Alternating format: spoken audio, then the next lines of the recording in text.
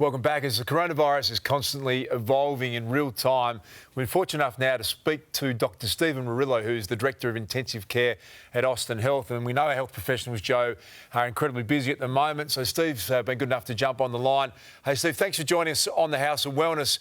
I suppose, just from your point of view, an update on where things sit, what we should be doing in the general public. Yeah, thanks, Luke, for the opportunity to share where we're up to. As you might imagine, the healthcare system's gearing up for what we anticipate will be a real surge in activity. In intensive care, we're certainly ensuring that we've got all of our equipment ready and available. We're looking at all our staffing to ensure that we both look after our staff and have enough doctors, nurses and allied health professionals to care for potentially critically ill patients. And we're also reaching out across different hospitals and different departments to make sure that if we need to expand our capacity, that we're able to do so. Stephen, we've seen so many images of people queuing out the front of hospitals to be tested. Is that a good idea, or should people try to alleviate the pressures on our hospitals and not go there?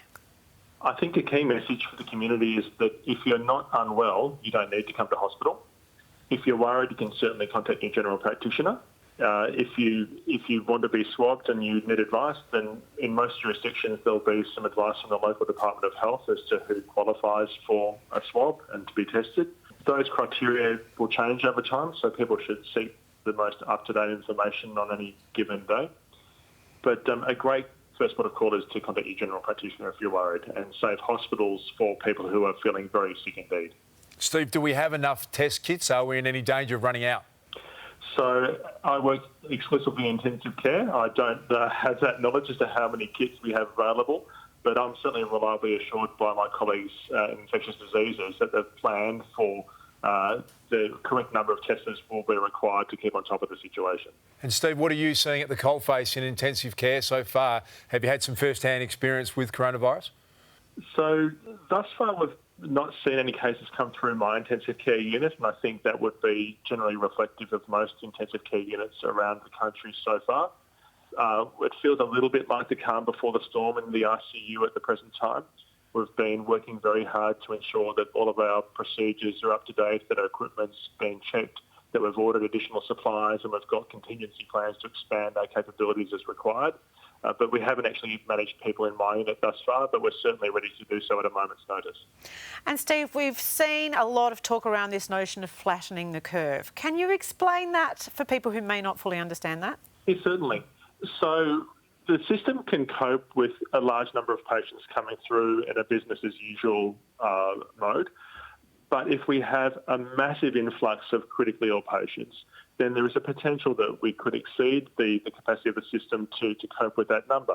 Now, as I've mentioned before, we've been doing a lot of planning to expand our capacity so that we anticipate being able to meet a much greater demand than we ordinarily would expect.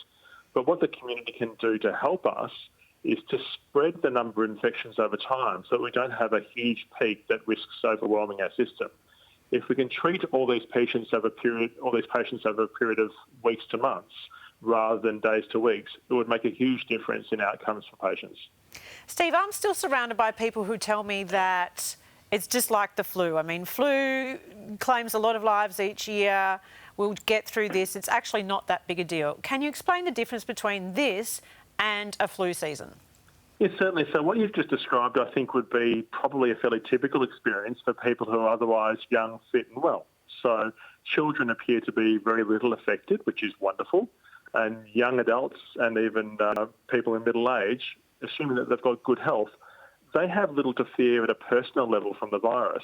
They will have something like a heavy cold or a flu-like illness. What's different is that there's a higher risk of critical illness in vulnerable populations, such as we mentioned before, particularly the elderly. And we have a lot of very precious older people in our midst. Everyone's got grandparents or parents or very special people in their lives.